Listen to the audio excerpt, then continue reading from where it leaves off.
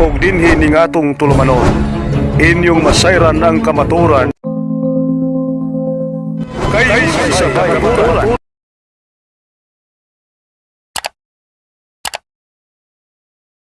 So ngayon, sino ba magtatanong ngayon, Brother Jando?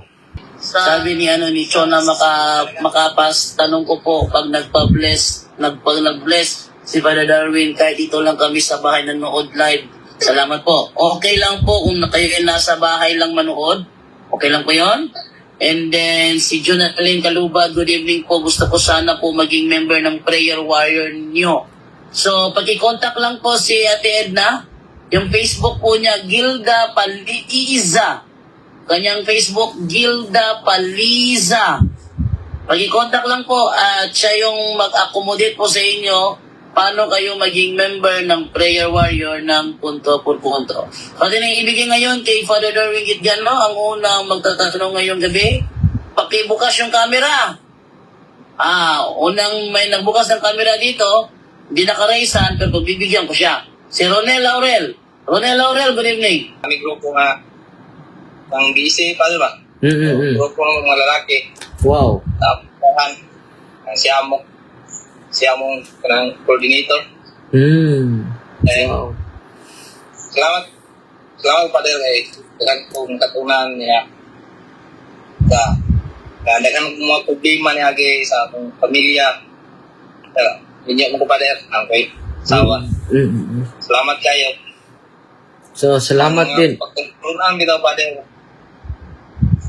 Sa mga pagtulunan mo pa din ba nga, dili mao ba? Ito na usap na mo nga. Pero wala pa may kagumpisang sa kong asawa kay dili sa mga diocese, sa mga parokya. 1 year man gudangguan, kumpisal. Bago pa lang atong ugos, nakasunod mi sa imong mga kuan. Punto por punto nga mga Asa karon ba? Asa karon? then nasa Bukidnon. Bukidnon. Sa Malay-Balay, Malay-Balay. Pangantukan, Nait. Pangantukan. O Pangantukan. Naong may mga pader na diri sa mong balay, kung asawa, so pikir balo, na kaning kuan ba? Sa Santos mo, no? Di la swerte. Isuroy niya. Ipalit sa tawawan niya. Kaya, pag na-fan ang na po, i-break yung tanamo niya. Wala pa way kung pisal yun. Pag iso niyo, pero wala na mo ginagawa na rin. Wala na mo ginagawa sa kong asawa kay palo na mo nga, dili din siya pan sa simbahan, tudlo sa simbahan. Totoo. Kaya kapong pag mga albulat. Pero sa mga kayo, uso mo na dire ang muduol sa mga albularyo. Totoo. Sa mga spiritista. Totoo. Natin sa mga papel ka na yun, ito, okay ba na siya? Babae, pili mo po siya kinahiguan. Kapanampal siya, gamit yung santos, dagang kay gato kasi siya. Atong, sa ganito mga po, nagsaulog sila sa santos. Nagpiesta din sila sa to ninyo? Iya nga silbi. Tamtong ninyo, dagang kay gato sila, bisa akong mama apil yan. Ina na ko sila nga, di na maayo mama kay sauna na ko no, dagan ayaw ko no, dagan ngayon. Tulo na mo sa mga tao nga, dili mo na. Ang mga nabutulunan ko sa mga dautan mo na. Pinasiya na mo sa simbahan. Sayang kag nay masuko. Di ko na ginaw kanang dili ko no. Basta nga niya. Dahil sa ningon nga, kauban na mo sa presidente sa mga grupo. So, pag siya kiningon nga, bawal lagi ng kuwan, ng kuwan. Then, bawal pumudulog ka ng mga palagi, ka ng mga hatag o habag. Kaso po sila kay, asa ka na, usong nas pa din Darwin, sa uli nas, hindi na sa pa mo na, tuong matagino, dapat, pagtulunan na sa simbahan, ito mga itana, dili pagtulunan sa simbahan. Kaya mga gisir lang na mo na nga, pagtulunan yun. Gusto ko nila iba, Pader, patudluan ko na mo sila, nga, Tinood. dili niya mo nga, kuwan nga, katunan ko na mo sa diya sa inyo, ha? Kaya naman may naging may mura o ka ng istorya lang. Hindi, Huwag ko nga, makasulod ko para nako'y mga tinuod yun nga, wala mi nagbinuwang. Gusto ko na mo nga, dili na kami nga katunog kahayag, dili na gusto nga kamera mo luwas. Tinuod. Gusto na mo nga, apil no. So, malinaw po ng lugar, Father, kay medyo prakaran, madungog pa kating tingali, mura sa Hebrew 5. Saba kayo din. Okay. Padayon igsuon ha. So, patuloy kapatid, and then huwag kang matakot. Do not be afraid to share the truth because only lie can hurt us. Yung kasinungalingan lang ang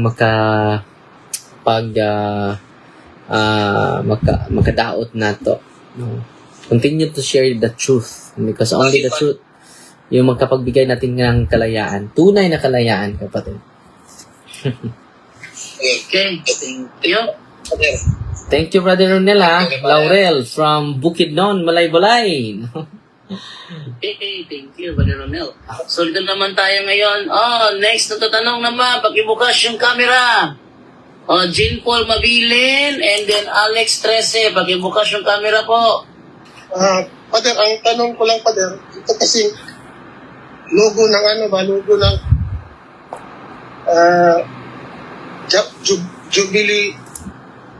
Jubilee Year.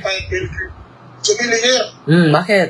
Kasi nakita ko yung logo, parang meron siyang Pader, parang meron siyang mensahe. Tanong ko official message sa logo kasi nakita ko may mga iba't ibang kulay, parang pang LGBTQ ata to. Tapos yung cross nakatumba, parang pukin ba sila ng cross o parang sila o saka yung sa paa nila may mga tinik-tinik. At saka yung sa ilalim ng cross may angkla. Siguro Father, meron tong official na message. Meron bro. Nandito yan sa babasahin ko The logo for the Jubilee Year 2025 depicts 4 stylized figures representing humanity from all corners of the earth. So yung mga representing different corners of the earth, from all corners of the earth, embracing each other and clinging to a cross that forms an anchor at the bottom. So, kahit anong kulay natin, bro, ay ini-embrace natin ang bawat isa at ang cross. Yun po ang nakasulat dito, bro.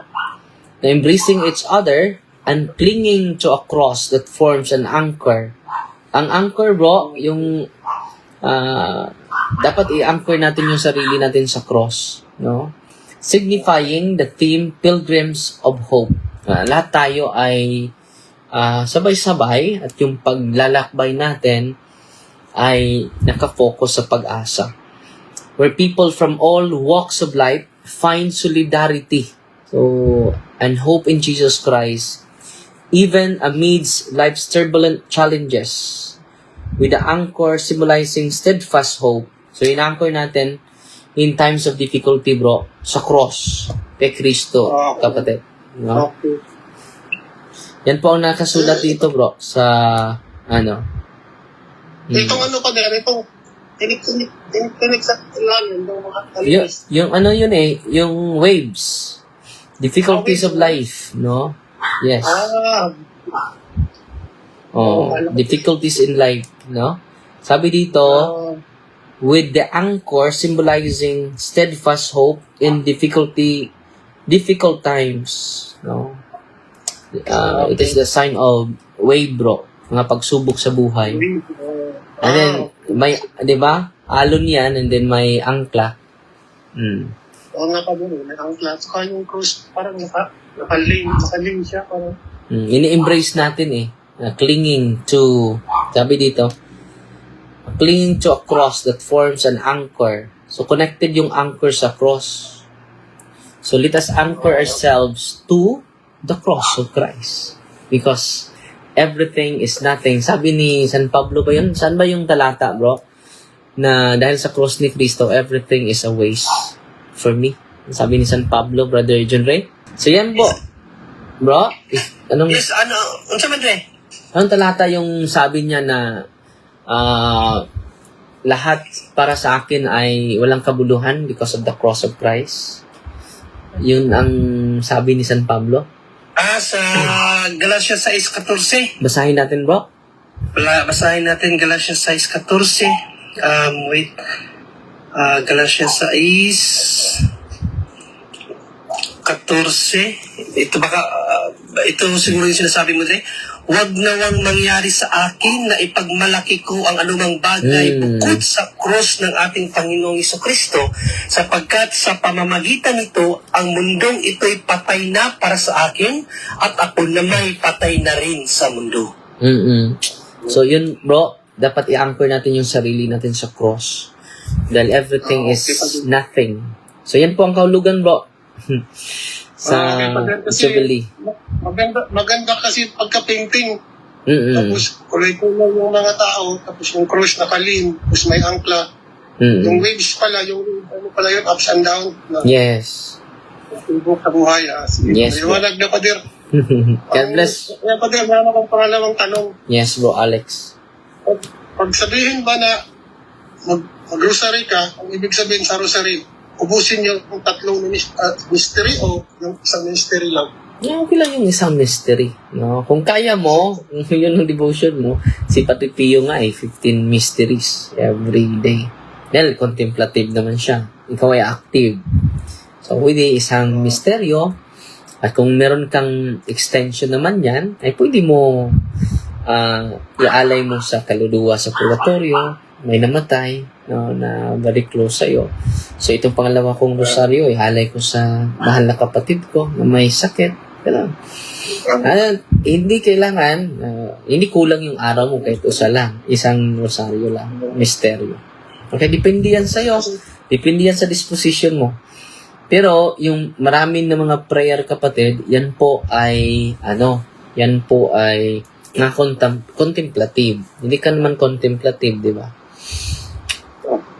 Baka mababayaan mo yung pamilya mo, no? Parang contemplative ka na. So, meron tayo, active tayo eh. Nagkumpisal kasi ako pa din, sabi sa akin ng pare, rosary daw ako. Hindi ko natanong kung ilang mystery ba sa isang araw. Pwede pala isa ka pa. Pwede. Salamat pa. God bless, Brother Alex Trexie. Pagdasal mo kami lahat, ha? God bless, bro. Pagdasal. Nagpadala ako sa account mo, PNB. Ay, salamat. Salamat, malaking tulong po yan. Kahit maliit, malaki na yan. Mabayad natin sa mga seminarya natin.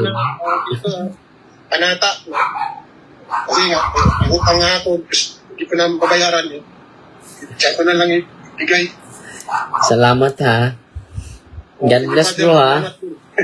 Maraming salamat pa din. Nirwanagan ako sa mong kahayag sa painting ng Jubilee year. God bless, bro. Okay, brother. Maraming salamat po. Maraming salamat, bro. Okay, thank you sa iyo dito sa dito kay sino yan? Si Alex 13. Yes. Maraming salamat. Okay, next naman tayo ngayon. Jean Paul Mabilen. Jean Paul Mabilen, good evening. Magandang gabi po. Magandang gabi, bro.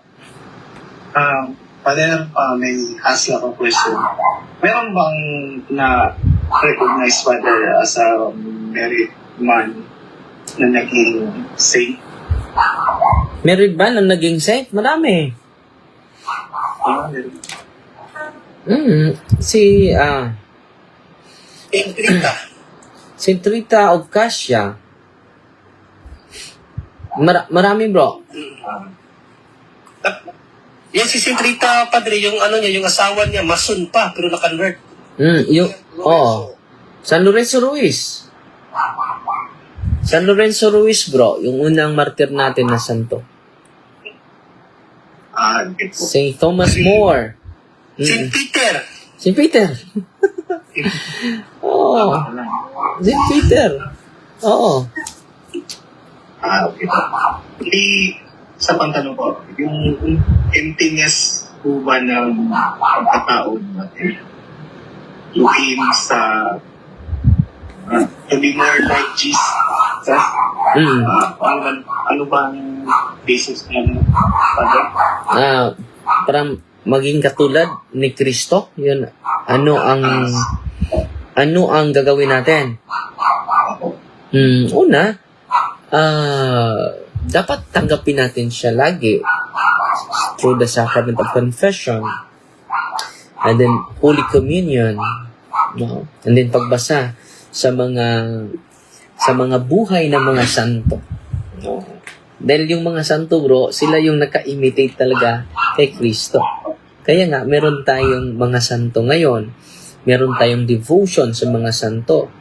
Dahil kung ang mga Katoliko, bro, lagi lang nagninilay sa mga buhay ng mga banal, maging katulad tayo ni Kristo. Basahin muna natin ang unang Korinto 11:1, bro. Okay, unang Korinto 11:1. Ito po ating ilagay sa screen. Unang Korinto 11:1. Ito po yung sabi. Yan. Tularan ninyo ako, gaya ng pagtulad ko kay Kristo. Kaya tularan ninyo ako, gaya ng pagtulad nyo kay Kristo. At merong sinabi si San Pablo, bro, nakalimot lang ako sa talata. Sabi niya, hindi na po ako ang gumagawa nito, kundi si Kristo na po ang nasa loob ko na gumagawa sa mga gawaing ito. So, sa pamagitan na nating laging paglapit kay Kristo, bro, sa kanyang simbahan, pagpasakop sa kanyang simbahan, sa kanyang pag-receive ng kanyang sakramento, ito po ay makapagbigay sa atin. Kaya nga, ang sakramento to give grace. Ano ba yung grace? It is a divine life. No? Sharing the divine life of Jesus. Kaya nga, merong mga living saint, no? Si Saint Mother Teresa. Diba? So, kung tatanggapin natin yung mga sakramento, yan po, bro, ang makapagbago sa atin. Hindi tayo mabago with our own capacity. We need grace from God, and the grace of God will be given to us through the sacrament. Kaya nga, ang kahulugan ng sakramento, instituted by Christ, to give grace. Ano pa yung grasya? It is the divine life of Jesus, bro. So, paano? Okay. Ano yung paraan na maging katulad tayo ni Kristo? Una, i-emulate natin yung mga nauna na naging santo na, naging triumphant church na, member na sa triumphant church, yung mga banal. No? So, aralan natin at let us continue to contemplate their life na sa pamagitan yan ay nasunod natin si Kristo, bro. Maraming pong salamat. Saan ka, Brother Jen? Saan ka ngayon? Davao. Sa Davao. Maraming salamat, Brother Jen Paul Mabilin. God bless, bro, ha. Pagdasal nyo kami lagi. Okay, thank you sa iyo, Brother Jean Paul Mabilin. So, dito naman ako ngayon sa next na nagbukas ng camera, si Percy Lopez. Percy Lopez, good evening. Hello, good evening sa lahat. Good evening. Good evening, kapatid. Okay. May tanong na nga po, Father, regarding sa pagmamano. Kasi, di ba, magiging portal siya pag yung nagbigay ng mano is wala sa state of grace.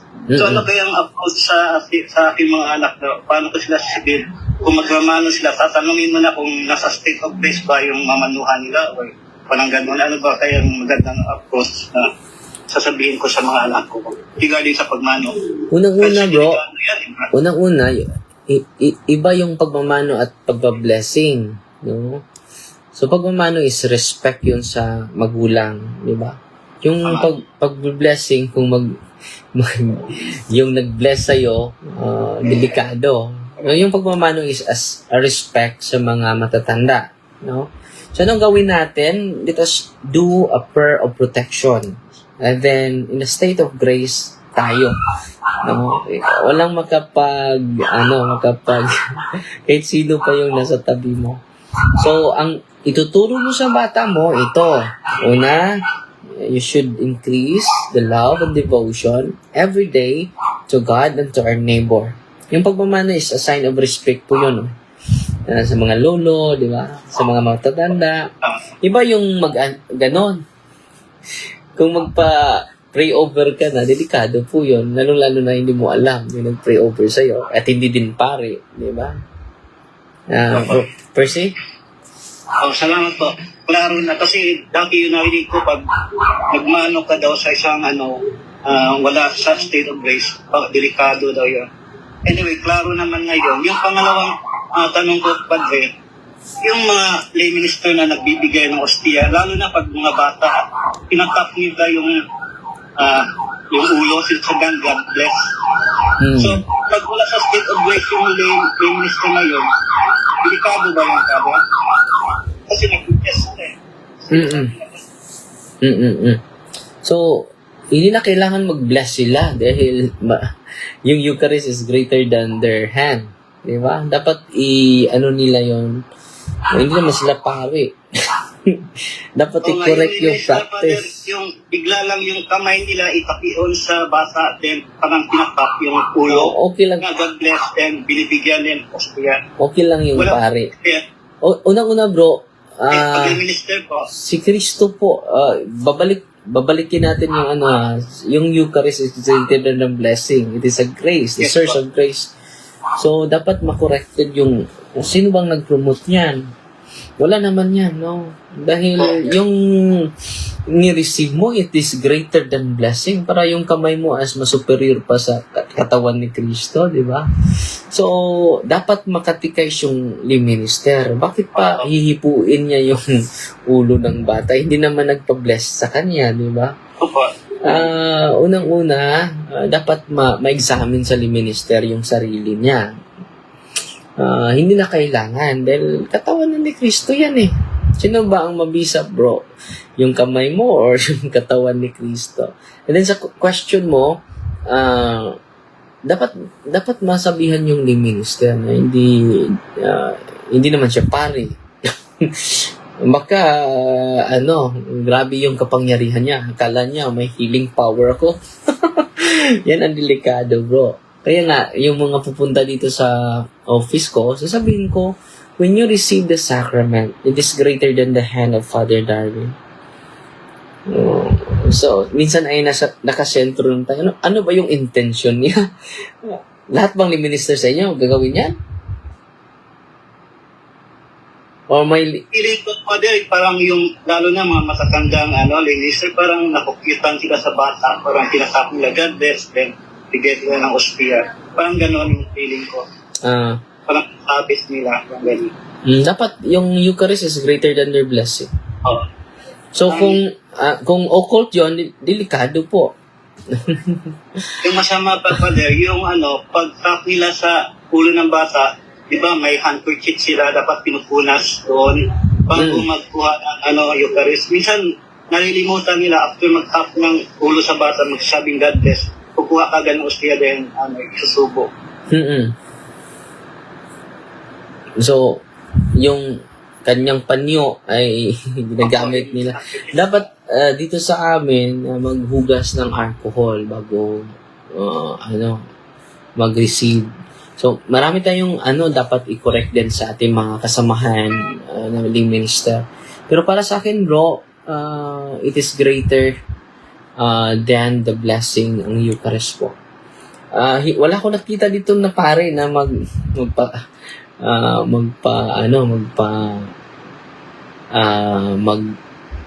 maliban sa kung ang bata ay hindi makapag-receive ng communion. So, pinamano ko. Kapag ang bata ay hindi pa makareceive. Ano kung makareceive na, bakit i-bless mo pa? mas malakas pa yun. The source of grace yun eh. Di ba? So, minsan, kapag may mga bata na maglinya kasama yung nanay, ipamano ko yung bata. Dahil hindi naman siya makareceive ng katawan ni Kristo, di ba? So, hindi dapat magbigay ng blessing yung minister kapag makareceive na yung bata sa Eucharist.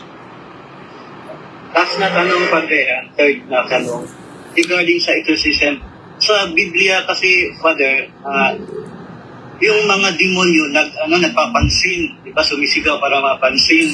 Iba dapat silang nagtatago para hindi mapansin.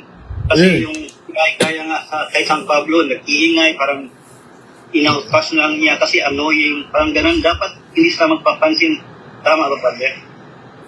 Unang-una bro, mag-react yung mga demonyo, lalong-lalo na kapag may authority yung example, exorcist. Yung nag-react na yun dahil ni San Pablo. Then may authority sa San Pablo. Katulad ng particular experience ko bro, pumunta ako sa isang lugar and then yung pamilya ang nag-sponsor for dinner. And then lahat ng mga tao nag-bless sa akin. Maliban sa isa, ang sama ng tingin sa akin. Ano bang kasalanan ko dito bago lang ko dumating? Bakit bang sama ng tingin ng babaeng ito? Siya lang, sa lahat. Siya lang yung masama yung tingin sa akin. So, ang nangyari bro, sino ba yung maingay bro? Ang nangyari bro, bigla lang siya, while kumakain ako, bigla lang siyang lumungod sa harapan ko. At sabi niya, Father, tulungan niyo po ako, ang daming demonyo. Walking possessed pala itong babaeng ito, bro. And then, nagpaalam ako sa pari doon, sa parish priest, nung nagbigay siya ng permiso, pinag-pray ko po yung babae, ang dami palang demonyo, bro. So, kung may authority pala isang tao, bro, matatakot yung kaaway natin. At hindi sila makatago. Okay, so hindi nila magpigil ang sarili pag mag-react agad sila. Yes, katulad ni Cristo, bro. Di ba, nag-react na sila? We know that you are the Son of God. At yung authority natin, na natanggap natin, katulad, the same power from the apostles, natanggap sa mga apostol galing kay Cristo. Hindi po 1/4 lang natanggap natin, so mga apostles 100%. 100%, the same percent, bro. Walang nakuha. Yun lang, Padre. Salamat. Maraming salamat. God bless, bro. Percy Lopez, God bless po. Hello? Meron pang magtanong? Brother Galo? Na-mute. Na-mute ulit ako. Okay, so dito naman tayo ngayon sa next naman. Nagbukas ng camera. Si Edita Tahil. Edita Tahil, good evening. Good evening po. Good evening, Sister Edita. Good evening po. Father. Good evening. Taga saan? Father, may tanong lang. Baklayon, Father. Sa Baclayon, Bohol. Taga Baclayon, hindi ka. Sige, sister. Ano ba yung may paglingkod namin sa iyo? May tanong lang ako tungkol sa traditional mass, Father. Kasi may kasama ako sa church na attend siya ng living, tapos traditional daw ang Misa. gamit ng tapos ang ginamit daw na stula is black. Okay lang ba yun, Father? Oo, pwede lang yun. Minsan, gamit ako ng black na stole and then black na pagpatay din yung itim na kulay, bro. Sister.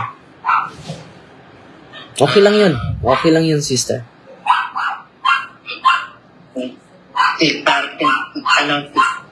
Iklaro lang na ko kasi kay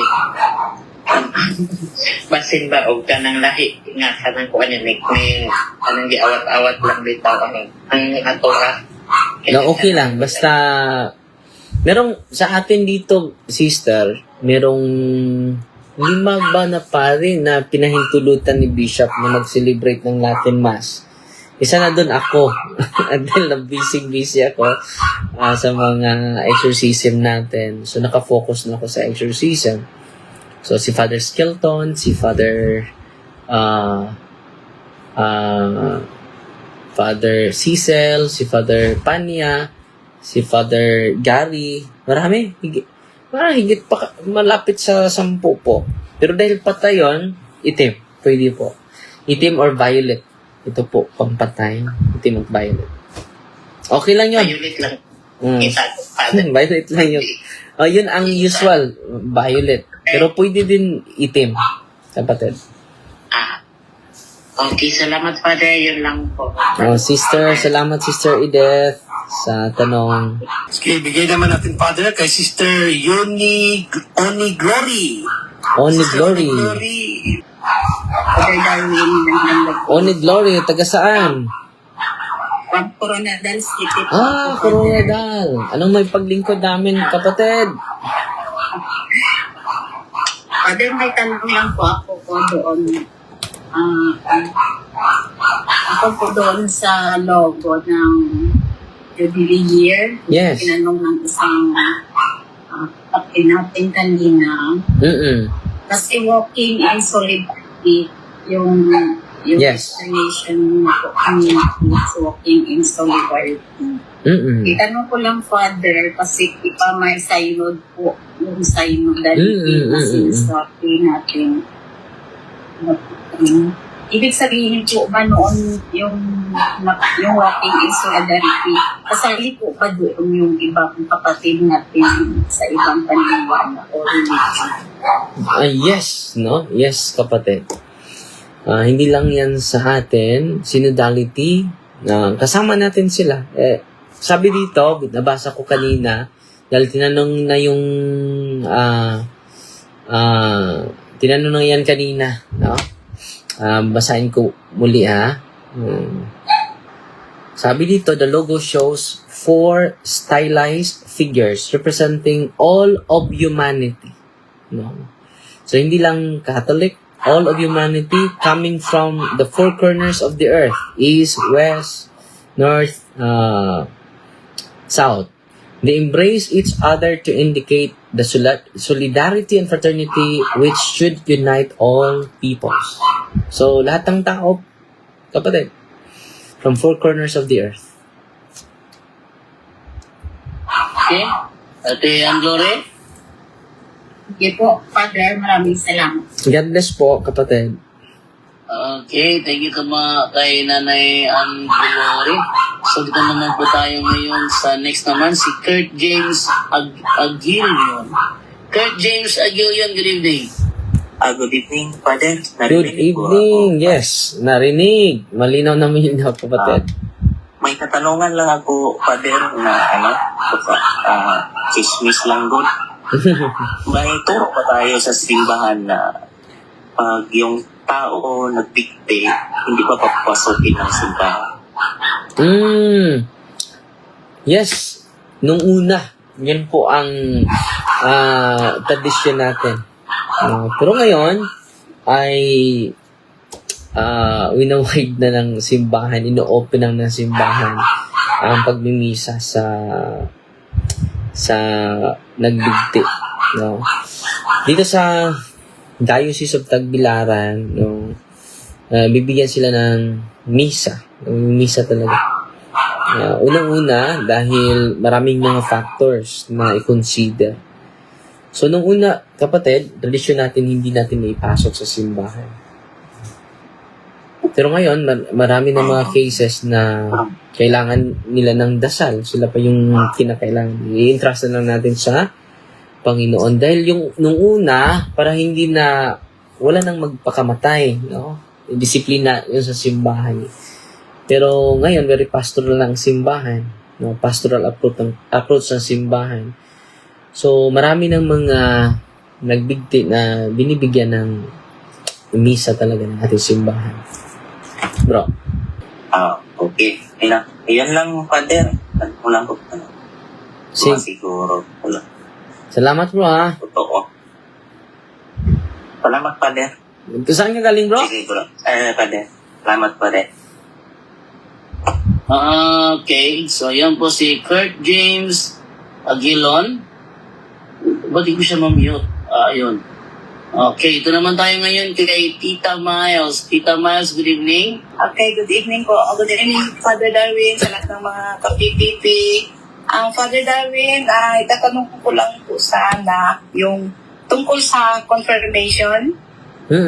Isang beses lang po ba dapat makumpirmahan, Father, ang isang tao? Like, kasi halimbawa sa akin kasi tagal na kasi patay na ang parents ko. Tapos parang wala akong record at hindi rin matandaan ng mga kapatid ko na nakumpirmahan at may confirmation ba ako. Sir, pero sa pagkaalam kasi namin, ang mga magulang kasi namin, nanay ko is, since malilit pa kami, talagang devoted na natin ng Catholic. So lahat, basta parte sa mga ganyan na binyag, mission, kasi maalala ko maliliit pa kami, talagang na-active kami sa mga like mga Holy Week, process kahit maliliit pa. So parang rin kami sa simbahan ba.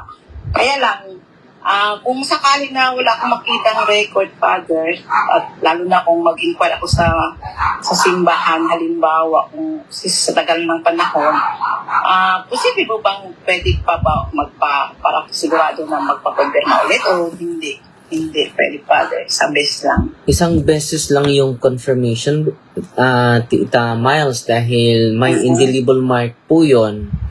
Katulad ng bautismo, kapag lilipat ka sa ibang sekta, and then nabautismuhan ka sa Katoliko, ay ang gagawin yon ay hindi na siya bautismo, and then isang bautismo lang, isang lang ang confirmation. May indelible mark yan eh. So, hindi yan ma-erase kahit anong kasalanan natin. So, anong gawin mo? Itanong mo sa mama mo, dahil may ninong yan eh. Patay na po, Father. Patay na? Opo. So, yung mama ko, tatay ko, matagal ng pero nakasal ka. Ano ka ngayon? Single? Alin? Ano po, Father? Single ka ba ngayon? Single? Hindi. Nakasal ka sa pare? Opo. Therefore, nakonfirman ka. Hindi ka naman ikakasal kapag hindi ka, requirement yan eh. Pero yung maalala ko Paano ka nakasal? Kasali yan sa requirements yung confirmation, di ba? So, magtanong ka sa diocese mo.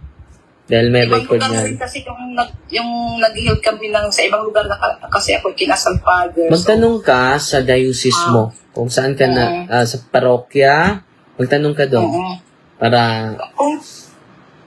So, kung sakali na wala na rin akong record makita, Father, so, na lang. Pero yung sabi naman ng ate ko, nakumpirmahan ka talaga pag hindi nila, pero wala lang kami record.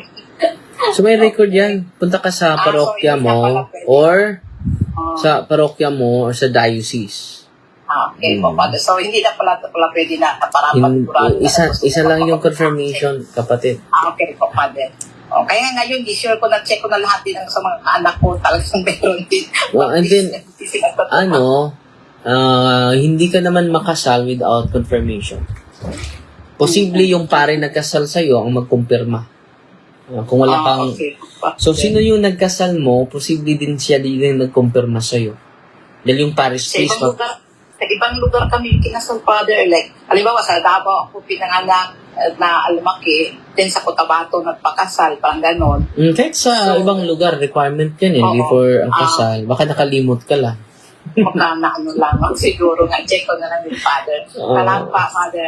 Isa na lang po, Father. Kanina po kasi, Father, after ng Mass, puti yung pare, and then after niya ng final blessing, kaya ba nagsabi siya nag-read siya ng yung Happy Chinese New Year. Tapos yung iba naman sumagot din. Nasa loob ng kasitahan. Opo. Baka Chinese yung... baka nag-greet lang siya sa New Year sa mga Chinese. So, okay lang yun kahit nasa loob ng simbahan, Father. Well, hindi kami sumagot din. Kaya sabi ko, nalaman ko ba baka maraming mga Chinese na nag-attend. Parang wala naman masyado yung iba lang. Alam mo din, ibang mga tao, lalo ibang mga Pinoy din, yung mga wala pa rin alam ba, nateksali din yung, gaya noon na hindi ko pa alam hindi pa ako nakalimutan mga aral dito ng turo. Dati, great ng mga yung cookie function, yung gano'n. Pero ngayon, siyempre, marami na dito sa pakikinig, kaya hindi na rin kami nalusundan. So, nagulat na lang kami na, nag-greet ng ganon. So, kailang basta as long na hindi, walang Baka marami siyang kaibigan na Chinese, so nag-greet siya. pero okay lang yung mga ganun, Father. Oo. Greetings lang yun sa mga Chinese eh. Okay po, Father. Sige, Tita po, Mels. Father, yun lang muna para naman sa iba. God Maraming bless, salamat. So, by the way, meron akong additional sa suicide, bro, na sagot, no? Dito sa Catholic Church teaching on suicide is rooted in its beliefs about the sanctity of human life, divine mercy, and personal responsibility. So, para sa simbahan, banal talaga yung buhay natin. Dapat alagaan natin. Suicide as a grave sin. Malaki ang kasalanan. Sabi dito, suicide contradicts the natural inclination of human being to preserve and perpetuate his life. It is gravely contrary to the just love of self. It likewise offends love of neighbor because it unjustly breaks the ties of solidarity with family, nation, and other human societies to which we continue to have obligations. So, contradictory talaga ito sa ating natural na human nature natin. I-preserve natin yung buhay natin, di ba? It is contrary to natural inclination natin. Psychological factors and moral responsibility. Sabi ng simbahan, grave psychological disturbances, anguish, and grave fear of hardship, suffering, or torture can diminish the responsibility of one committing suicide. So, kung may psychological problem ka, so, ma-diminish yun. May diminishing element. No? So, mamitigate yung culpability ng isang tao. This means that while suicide is a grave act, a person may not be fully culpable due to mental illness or other extreme suffering. So, yan ang sabi ng simbahan, CCC 2282. So, anong ginagawa ng simbahan ngayon? Hope in God's mercy. So, ini-entrust na sila sa awa ng Diyos. The church does not teach that all who die by suicide are automatically condemned, but entrust them to God's infinite mercy. So, hindi nagtuturo ang simbahan automatic na ma-impyerno. CCC 2283. We should not despair of eternal salvation of persons who have taken their own lives by ways known to Him alone. God can provide opportunity for salutary repentance. The Church encourages prayers for those who have died by suicide, trusting that God's love and mercy are greater than our understanding. No? So ito yung na funeral and burial in the church. In the past, suicides were sometimes denied Catholic funerals. But today, the church permits funerals and Christian burials for those who have taken their own lives, recognizing that they may not have been fully responsible for their actions. So, ang simbahan ay nag-allow na po na binabasa lang natin yung document. Okay? ug inyo nang nabati ang mga kamatuoran dinhi ning atong tulumanon kay sabay kamatuoran. Ako lang hinaot nga daghang kamog lakatunan. Daghang salamat.